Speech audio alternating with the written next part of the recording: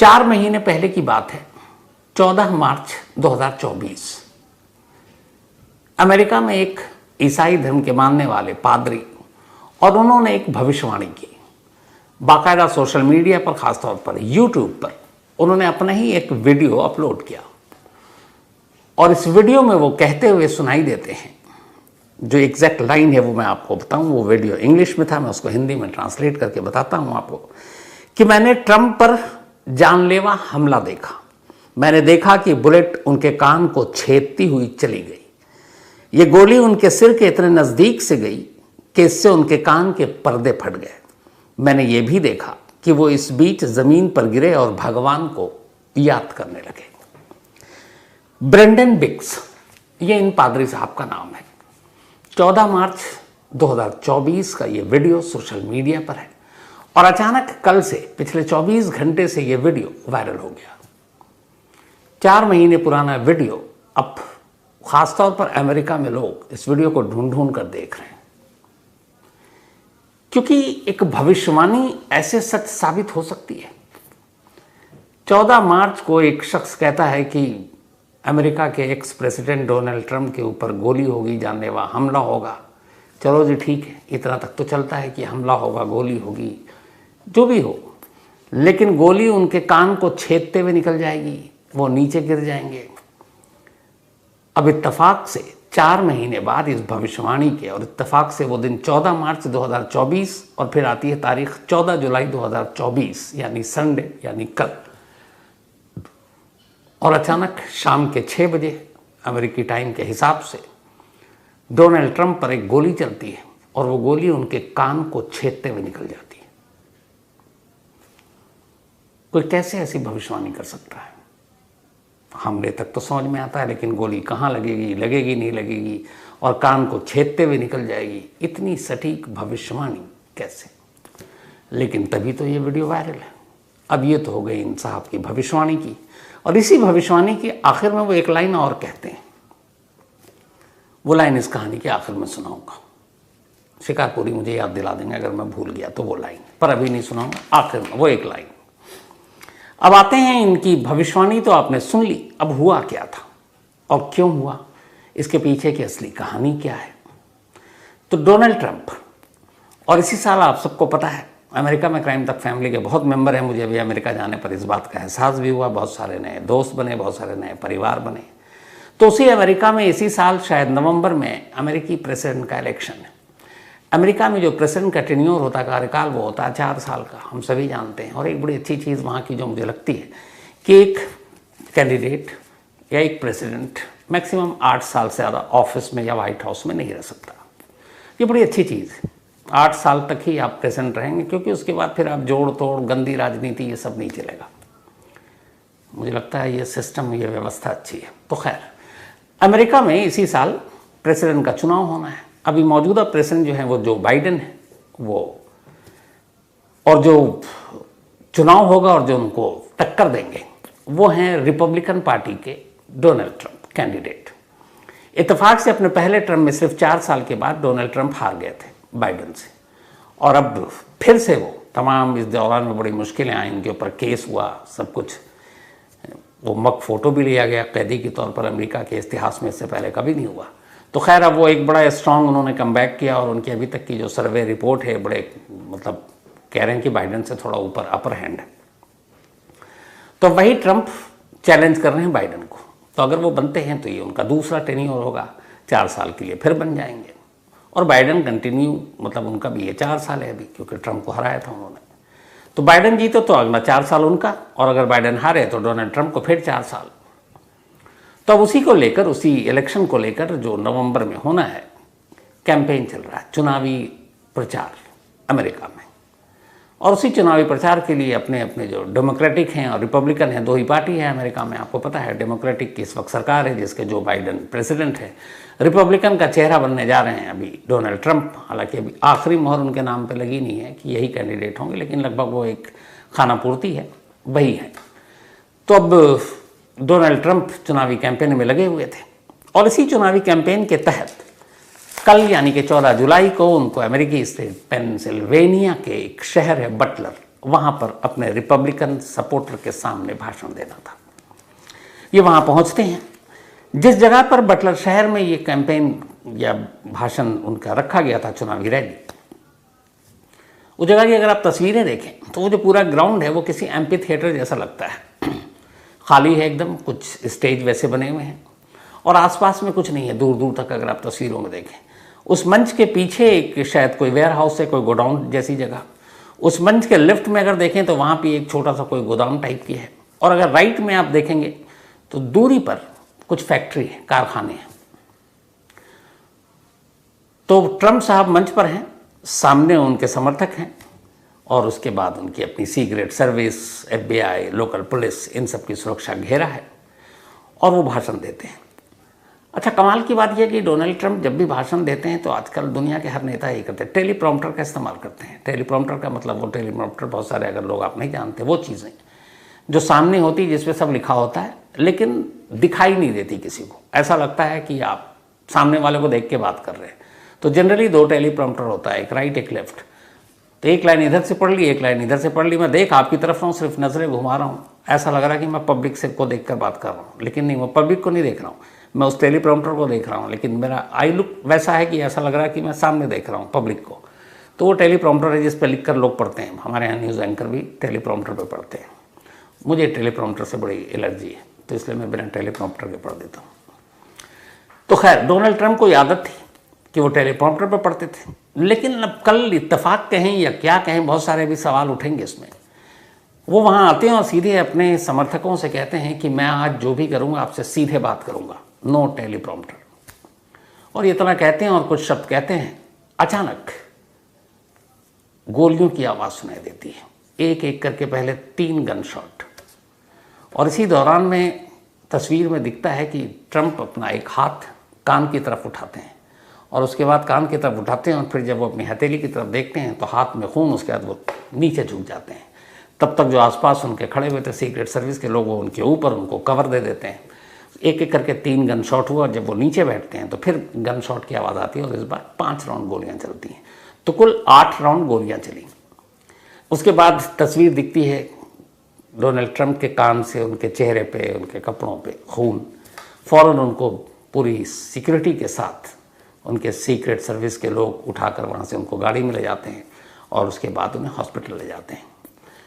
अब उनके पीछे में इधर बाकी के सीक्रेट सर्विस और वो लोग, चूँकि गन शॉट चला और जो उनका पोजीशन था जहाँ खड़े हुए थे उससे साफ था कि उनके राइट ईयर में दाहिने कान पे गोली लगी थी। अब उनका सपोज जैसे मैं बैठा हूँ वैसे ही है। तो अब दाहिने कान पे गोली चली तो एक तो पहला था कि वो खड़े हुए थे, तो गोली मतलब हाइट से चली है, नीचे से नहीं आई। नीचे से चलती तो फिर यूं जाती, लेकिन वो ऐसे आई है इसका मतलब। तो इधर सामने पब्लिक है, इधर एक वेयर हाउस है और पीछे भी वेयर हाउस है। कमाल ये कि जो पीछे की जगह है, वो तस्वीर आप वीडियो भी देख लेंगे, उस पर भी सिक्योरिटी, जो सीक्रेट सर्विस के लोग हैं उन्होंने कब्जा किया हुआ। ये अमेरिकी प्रेसिडेंट के लिए रूल है कि जहाँ वो जाते हैं तो वो सारी जो ऊंची बिल्डिंग, इमारत है, उन सब पे उनके अपने स्नाइपर होते हैं। स्नाइपर वो जो निशाना लगा सके, शूटर किसी भी दुश्मन को। जो लेफ्ट में है वहाँ पे भी सीक्रेट सर्विस के लोग थे। लेकिन हैरत अंगेज तौर पर जो राइट में फैक्ट्री थी, उस ऊंचाई पे है, वो बहुत ऊंचाई नहीं लेकिन ऊंचाई है, वहाँ पे सीक्रेट सर्विस का कोई बंदा नहीं। और जिस जगह पे ये मंच जहाँ पे ट्रंप खड़े थे, वहाँ से उस फैक्ट्री की दूरी 137 मीटर, 137 मीटर। 137 मीटर की दूरी अच्छी खासी होती है। जो गोली चलती है आमतौर पे नज़दीक से चलती है। अब 137 मीटर से दूर से गोली चली, कान पे जिस तरीके से लगी, सीक्रेट सर्विस को अंदाज़ा हो गया कि गोली चलाने का डायरेक्शन क्या है। सीक्रेट सर्विस के लोग उधर भागे, वहाँ गए। फिर थोड़ी देर के बाद कुछ और गोलियों के चलने की आवाज़ सुनाई दी। फिर ऐलान किया गया कि जिस शूटर ने डोनाल्ड ट्रंप पर गोली चलाई थी वो मारा गया। एक ही था, अकेला था और उसे मार दिया गया। उसके बाद ये भी कि इतनी दूरी से गोली कैसे चलाई, तो पता चला उसके पास से एक राइफल बरामद हुई और उस राइफल से उसने गोली चलाई थी। अब यहाँ तक तो बात ठीक थी कि भैया गोली चलाई, अकेला था। लेकिन सवाल ये था कि उस कारखाने पर, उसकी छत पर सीक्रेट सर्विस के लोग क्यों नहीं थे? और वो असॉल्ट राइफल 15 था जिससे गोली चलाई गई थी। असॉल्ट राइफल की खासियत ये होती है कि एक बार में वो 400 से 600 मीटर की दूरी तक निशाना ले सकती है, एक बार में एक से ज़्यादा फायर कर सकती है। तो असॉल्ट राइफल दूरी से निशाना साधने के लिए बेहतरीन हथियार है, तो उससे चलाया गया क्योंकि उसके पास से बरामद हुआ असॉल्ट राइफल A15। अब ये गोली और निशाना चूका कैसे? तो जो एक्सपर्ट उनका कहना है कि अगर असॉल्ट राइफल की जगह उसने कोई भी एक नॉर्मल एक स्नाइपर गन होता है उसका इस्तेमाल किया होता है तो शायद निशाना नहीं चूकता। उसकी वजह यह है कि जो असॉल्ट राइफल उसके अंदर बहुत सारे बुलेट्स एक साथ मैगजीन में होते हैं, एक साथ कई राउंड गोली चलाता है, तो उसकी वजह से गोलियां ज़्यादा अंदर होती हैं, तो स्टेबिलिटी नहीं होती, एक जगह स्थिर नहीं होता। अगर कोई निशाना ले रहा है दूर से तो सारा, आपने फिल्मों में कहीं देखा होगा, तो वो बिल्कुल उस वक्त हवा का डायरेक्शन भी कुछ गड़बड़ कर देता है। जबकि जो स्नाइपर उनके पास वो हथियार है राइफल, उसमें एक बार में एक ही गोली चलती है लेकिन वो बिल्कुल सटीक निशाना मारती है। तो ये लकी थे ट्रंप जो उस वक्त असॉल्ट राइफल का इस्तेमाल किया, स्टेबिलिटी थी नहीं इसलिए शायद चूका, पहली चीज़। दूसरा, अगर उस दिन टेलीप्रॉम्प्टर जो डोनाल्ड ट्रंप साहब ने कहा कि मैं यूज़ नहीं करूँगा, ये क्यों था सवाल के घेरे में? क्योंकि अगर टेलीप्रॉम्प्टर वो यूज़ करते तो फिर ये होता कि उनकी नज़रें और उनका गर्दन जो होता वो सामने की तरफ होता, क्योंकि सिर्फ ऐसे और ऐसे होता है, तो चारों तरफ मतलब तीन तरफ इधर उधर घूम घूम कर वो नहीं देखते, वो पढ़ते तो सिर्फ ऐसे और ऐसे, क्योंकि शीशा यहीं पे होता टेलीप्रॉम्प्टर। अब टेलीप्रॉम्प्टर नहीं था और सामने तीन कतार में उनके समर्थक बैठे हुए थे, तो उनको देखने के लिए पहले ऐसे जाना था, फिर ऐसे और फिर ऐसे, और इसी चीज़ ने शायद जान भी बचा ली। क्योंकि जो शूटर था उसको ये पता नहीं था कि टेलीप्रॉम्प्टर है नहीं, उसने गोली चलाई। अब टेलीप्रॉम्प्टर होता तो सर का मूवमेंट ज़्यादा नहीं होता, टेलीप्रॉम्प्टर था नहीं तो इसलिए उनको मूवमेंट ज़्यादा था। उसने जब बस्ट मारा तो इत्तेफाक से उस वीडियो में आप देखेंगे उससे जस्ट सेकंड के 100वें हिस्से से पहले उनके सर का मूवमेंट हुआ, और उस मूवमेंट की वजह से वो कान में गोली लगी। इंच से भी कम इधर उधर होता तो वो गोली सर में भी लग सकती थी, चेहरे पे भी लग सकती थी, गर्दन में भी लग सकती थी। तो अब इस हमले के पीछे की असली वजह क्या है, क्या राज है, क्या साजिश है, ये तो जांच के बाद पता चलेगा। लेकिन कुकू एफएम के ऑडियो लर्निंग प्लेटफॉर्म पर डार्क सीक्रेट्स ऑफ अमेरिका, बड़ी दिलचस्प कहानियाँ अमेरिका की कुछ ऐसे ही राज पर आप सुन सकते हैं। Dark secrets of America Kuku FM के ऑडियो लर्निंग प्लेटफॉर्म पर। अब तक बहुत से लोग कुकू एफएम पर अपने पसंदीदा ऑडियो शो सुन चुके हैं और बहुत सारी नॉलेज गेन भी की। लेकिन अगर आपने अब तक कुकू एफएम के ऑडियो शोज नहीं सुना तो आपके लिए एक शानदार खबर है। आज मैं आपके लिए खास ऑफर लेकर आया हूँ, 30 डेज फ्री ट्रायल। ये ऑफर आपके लिए एकदम मुफ्त। आपको बस कूपन कोड का इस्तेमाल करना है, और ये कूपन कोड है CMTK30। हम सभी स्क्रीन पर समय बर्बाद करते हैं और बाद में पछताते हैं, इसे हम डूम स्क्रॉलिंग कहते हैं। इसके बजाय कुकू एफएम का 30 दिन का फ्री ट्रायल आपके लिए एक बेहतरीन मौका है। इस दौरान आप अपने करियर, फाइनेंशियल गाइडेंस, नॉलेज को इम्प्रूव कर सकते हैं। इस 30 डेज फ्री ट्रायल में आप कुकू एफएम के 5000 प्लस शोज में से किसी भी शो को सुन सकते हैं, वो भी बिल्कुल मुफ्त। तो बिना देर किए अभी कुकू एफएम को डाउनलोड करें और कूपन कोड CMTK30 का इस्तेमाल करके इस ऑफर को अवेल करें। अपने दोस्तों और परिवारों को भी शानदार ऑफर के बारे में ज़रूर बताएं। याद रखें, after 30 days subscription plan will be activated. तो खैर, अब इसके बाद तफ्तीश हुई तो भाई वो कौन है शूटर? तो पता चला कि शूटर जो है वो अकेला था, और अब तक जो पता चला कि इसके पीछे कोई साजिश नहीं थी। अब इस शूटर के नाम के बारे में जानकारी है कि 20 साल का एक लड़का है। 2 साल पहले इसने हाई स्कूल में ग्रेजुएट किया है, और इसका नाम है Thomas Matthew Crooks. Thomas Matthew Crooks Pennsylvania का ही रहने वाला, यहाँ के पिट्सबर्ग का। और ये जिस राइफल से इसने गोली चलाई वो इसके फादर की है, जिन्होंने 6 महीने पहले खरीदी थी। पढ़ने लिखने में बेहद होशियार, लेकिन स्कूल में लोग इसका मजाक उड़ाते थे इसके ड्रेस की वजह से। कई बार ये हंटिंग ड्रेस पहनकर भी स्कूल पहुंच जाता था, लेकिन होशियार था पढ़ने लिखने में। हिस्ट्री में काफ़ी इसका इंटरेस्ट था, और ये अमेरिकन हिस्ट्री के बारे में काफ़ी मतलब दिलचस्पी रखता था। टीचर्स भी इसको पसंद करते थे। और सबसे बड़ी बात यह कि डोनाल्ड ट्रंप जिस पार्टी को रिप्रेजेंट कर रहे हैं, रिपब्लिकन पार्टी, उसका ये रजिस्टर्ड वोटर है, रजिस्टर्ड वोटर यानी सपोर्टर भी। तो फिर एक रिपब्लिकन पार्टी का सपोर्टर रिपब्लिकन पार्टी के ही प्रेसिडेंट कैंडिडेट को गोली क्यों मारेगा? अब ये सवाल उठ रहा है। अब इसमें यह भी सवाल उठ रहा है कि जिस वक्त शूट आउट हुआ उसके बाद सीक्रेट सर्विस के लोग गए उस फैक्ट्री की तरफ जहां ये था, और उसके बाद कुछ देर गोली चली और फिर आवाज़ आई और ये शूटर मारा गया। अब ये था कि अकेला है, इसके पीछे कोई साजिश नहीं, अभी तक कुछ नहीं निकला। तो इस शूटर को सीक्रेट सर्विस के लोग चाहते तो जिंदा भी पकड़ सकते थे, और अगर पकड़ लेते तो बहुत सारी साजिश का खुलासा हो जाता, क्योंकि अकेला था। उसको घेर लेते, उसके आप मैगजीन खाली करवा लेते इधर उधर फॉल्स शूट कराकर, लेकिन इतनी जल्दी उसको मार के गिरा दिया तो फिर तो सच्चाई अब आएगी नहीं। अब यहाँ पे जो सच्चाई की हम बात कर रहे हैं, क्या सच्चाई हो सकती है भाई? एक आया, वो रिपब्लिकन का सपोर्टर भी है, गोली भी चलाई, गोली नसीब अच्छा है बच गए, ऊपर वाले ने बचा लिया, और वो खुद मारा गया। तो अब सच्चाई हमेशा के लिए दफन, लेकिन इतनी आसानी से सच्चाई तो दफन होती नहीं है। अब अमेरिका में और ख़ासतौर पर सोशल मीडिया में एक वो हो गया, दोनों तरफ से इल्ज़ामों का दौर शुरू। रिपब्लिकन का इल्ज़ाम है कि ये सब बाइडेन प्रशासन ने करवाया है, वो दुश्मन है ट्रंप की, और बाइडेन प्रशासन और बाकी जो दूसरी लॉबी वो कह रही है कि इलेक्शन में एक हमदर्दी पाने के लिए खुद ट्रंप ने खुद पर ये हमला करवा दिया। अब इसमें सच्चाई क्या हो सकती है? सच्चाई तो जांच के बाद पता चलेगी, लेकिन पॉइंट्स रख सकते हैं, तर्क पे बात कर सकते हैं, ये है कि नहीं है। तो चलिए तर्क पे शुरू करते हैं। पहली चीज़, अगर एक सेकेंड को मान लेते हैं कि डोनाल्ड ट्रंप ने ये खुद पर खुद से हमला कराया, पहले इसको ले लेते हैं इलेक्शन में फ़ायदा के लिए, हो सकता है करवा सकते हैं, लेकिन वो नहीं करवा सकते, इसका तर्क देता हूँ। कैसे? तो अमेरिका में जितने भी एक्स प्रेसिडेंट हैं, और बहुत सारे हैं, सिर्फ ट्रंप ही नहीं है, ट्रंप एक्स प्रेसिडेंट हैं, इसके अलावा बिल क्लिंटन हैं, अभी ओबामा हैं, बुश है, और भी कई लोग हैं जो जिंदा हैं। तो इन सब की भी सिक्योरिटी अब भी होती है, और अमेरिकन एक्स प्रेसिडेंट की सिक्योरिटी पे बाकायदा काफ़ी अच्छा खासा खर्चा भी होता है। जैसे डोनाल्ड ट्रंप है, इनको सीक्रेट सर्विस पूरी सुरक्षा मुहैया कराती है। सीक्रेट सर्विस के अलावा FBI की भी सुरक्षा होती है। फिर जिस जगह पे ये ट्रैवल करते हैं वहाँ की लोकल पुलिस, जैसे जिस स्टेट में है, वो भी सुरक्षा देती है कवर। अराउंड 75 सिक्योरिटी पर्सनल के ये सुरक्षा घेरे में होते हैं, 75 सुरक्षा अधिकारियों के। फिर जब इनका कारवां निकलता है, काफिला निकलता है, तो वो अलग स्पेशल फोर्स होती है जो इनको कवर देती है।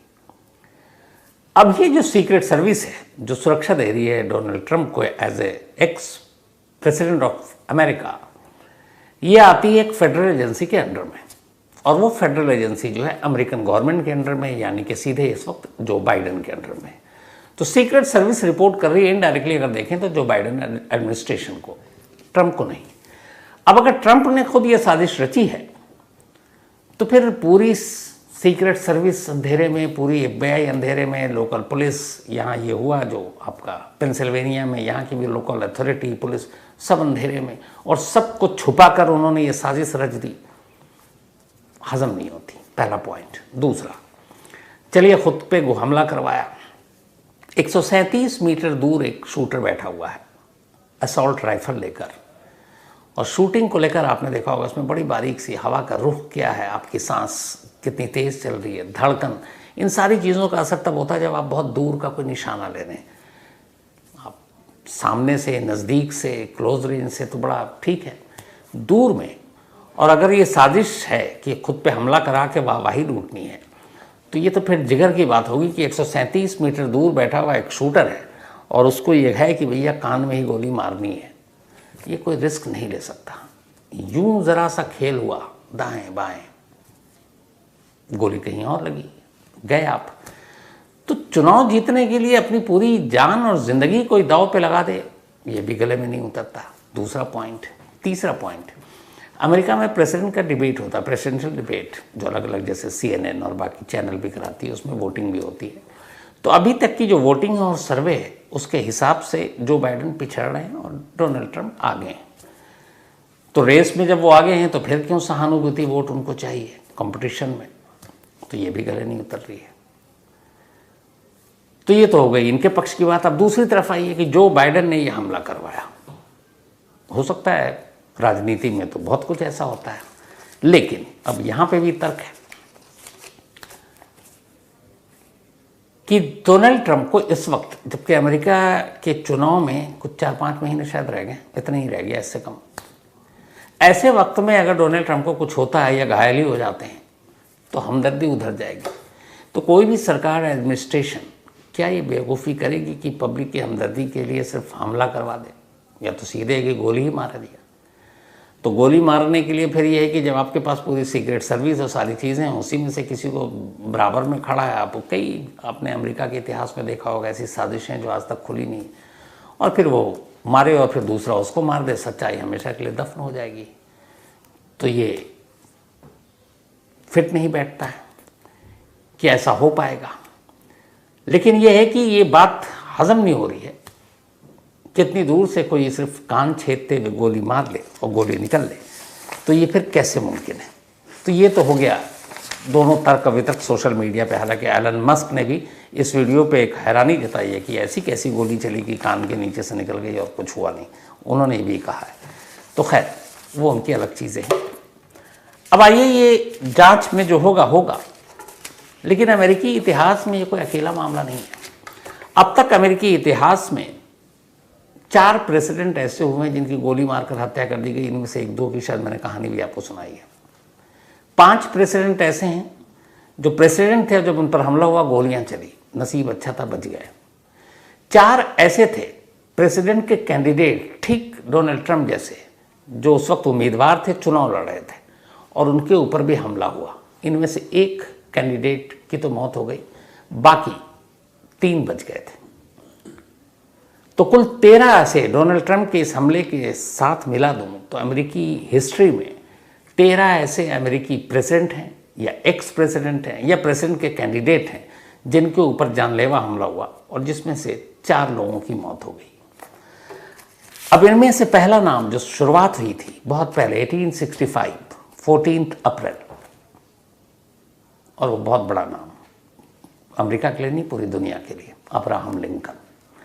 अब्राहम लिंकन उस वक्त अमेरिका के 16th प्रेसिडेंट थे, और ये जिस दौर में प्रेसिडेंट बने थे, 65 की बात कर रहा हूँ, तब अमेरिका में ये रंग भेद बहुत था गोरों और कालों का, और उसमें ये था श्वेत अश्वेत, और उस वक्त जो श्वेत थे, गोरे थे, वो बड़ा अश्वेत की बोली लगा करती थी। उस ज़माने में इंसानों की खरीद फरोख्त होती थी। जो अश्वेत लोग होते थे उनको खरीद कर उनको एक तरह से गुलाम बनाकर उनसे काम कराया जाता था। तो अब्राहम लिंकन जब प्रेसिडेंट बने, और प्रेसिडेंट बनने से पहले वो इसके सख्त विरोधी थे। उनका कहना था कि सारे इंसान बराबर हैं, रंग नस्ल जात पात ये सब कोई मायने नहीं रखता।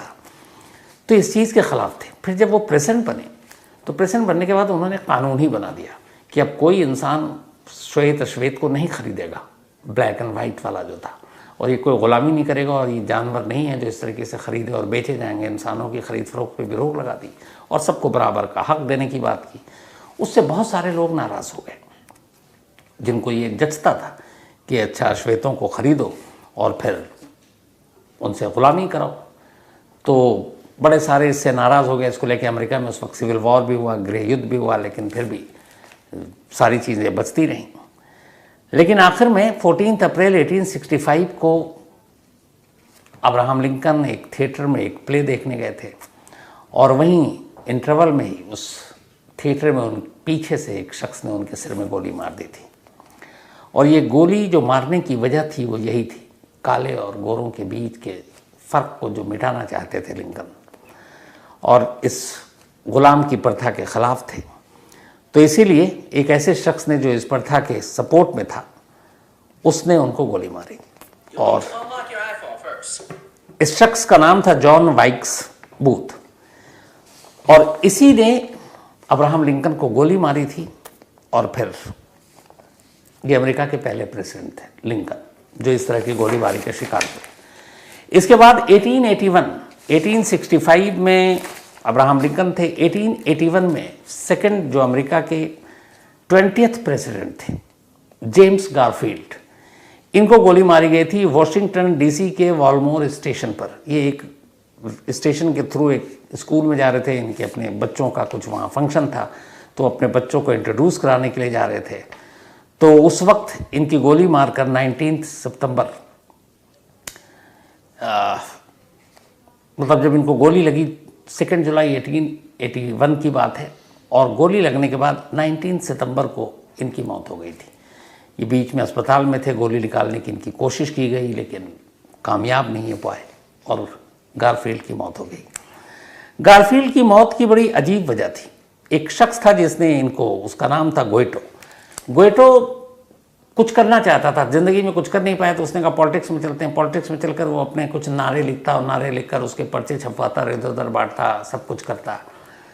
इत्तेफाक से कुछ उसके नारे पॉपुलर हो गए। जब जेम्स गारफील्ड इलेक्शन जीते और प्रेसिडेंट बने तो उसको लगा, गोइटो को, कि ये उसके जो नारे वारे थे और उसके जो लिखा था उसने, ये उनकी वजह से पॉपुलर हुए और नेता बने।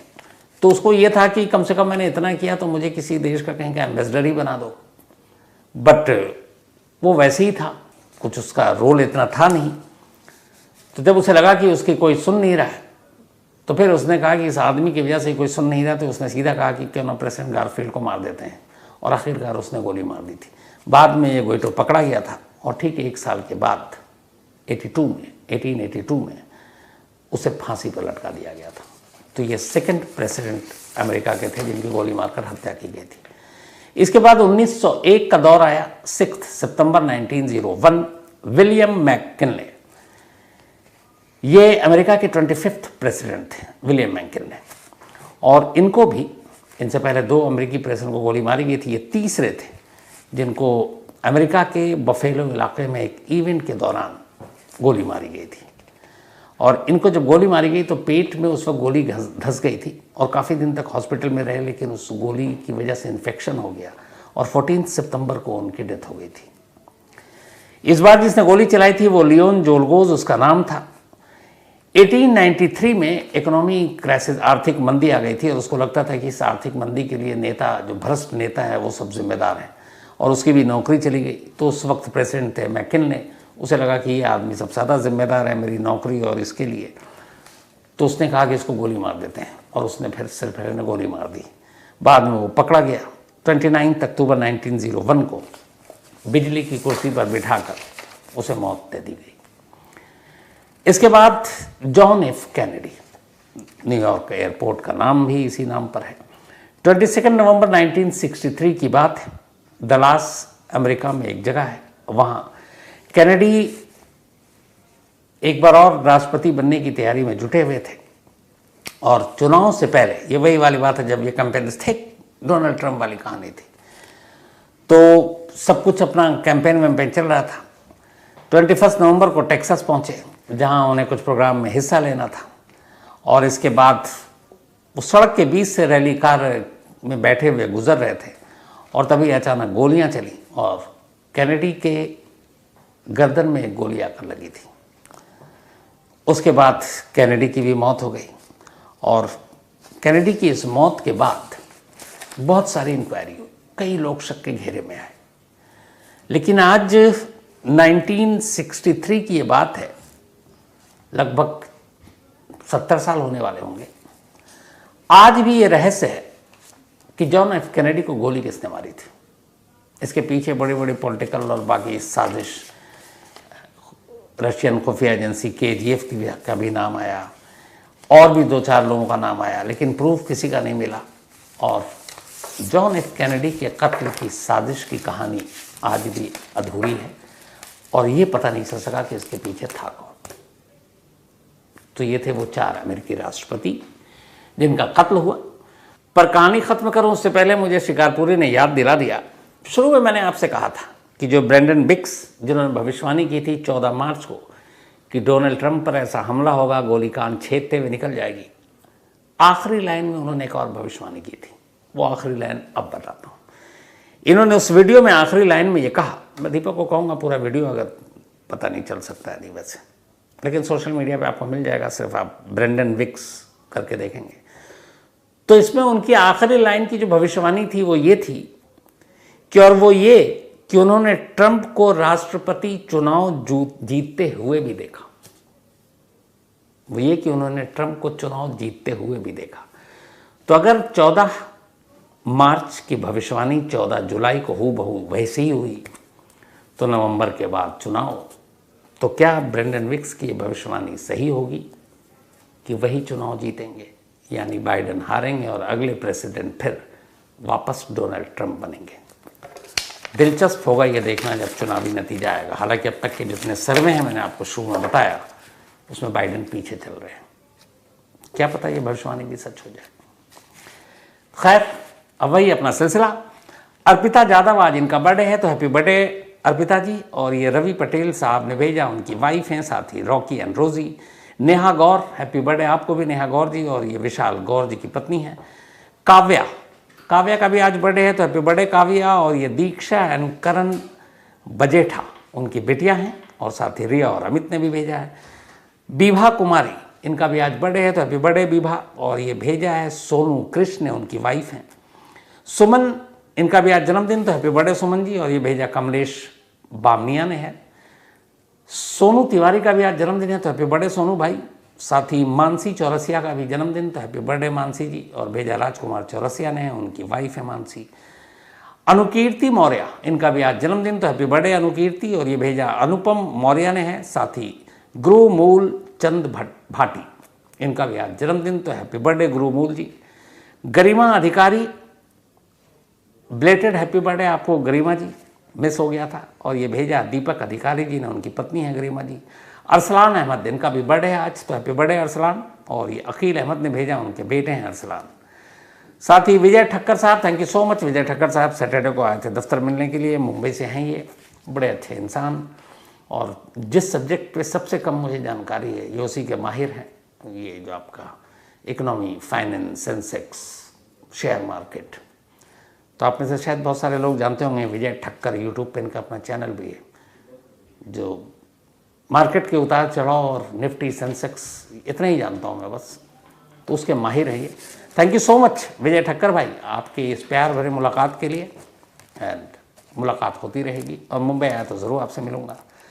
सौरभ सिन्हा, इन्होंने एक सवाल पूछा कि मेरी रिपोर्टिंग के साथ कभी कोई फ़नी इंसिडेंट हुआ है। पक्का बहुत सारे हुए हैं, लेकिन किसी दिन सोच के बताऊंगा। आज वैसे ही बहुत लंबा हो गया है, पक्का लेकिन बताऊंगा। और अशोक सनोय, एक कहानी की फरमाइश की है। Thank you so much Ashok भाई। अब तक बहुत से लोग कुकू एफएम पर अपने पसंदीदा ऑडियो शो सुन चुके हैं और बहुत सारी नॉलेज गेन भी की। लेकिन अगर आपने अब तक कुकू एफएम के ऑडियो शोज नहीं सुना, तो आपके लिए एक शानदार खबर है। आज मैं आपके लिए ख़ास ऑफर लेकर आया हूँ, 30 डेज फ्री ट्रायल। ये ऑफ़र आपके लिए एकदम मुफ्त। आपको बस कूपन कोड का इस्तेमाल करना है, और ये कूपन कोड है CMTK30। तो कहानी में आज इतना ही है। अब आपसे मुलाकात होगी कल रात 9 बजे किसी नई कहानी के साथ। तब तक अपना और अपनों का ख्याल रखिएगा। Thank you very much.